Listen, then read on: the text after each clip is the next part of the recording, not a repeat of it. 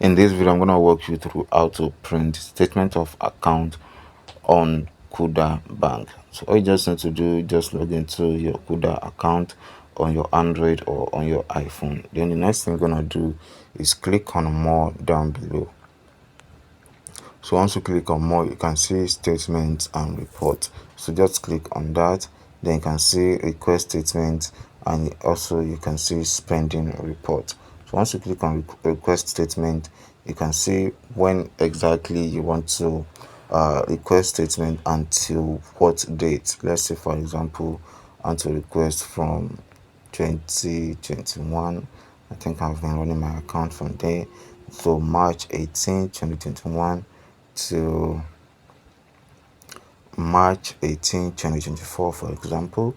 So I'm going to click on OK. Then you can select the format you want, maybe in PDF or in Excel format. So I actually want PDF.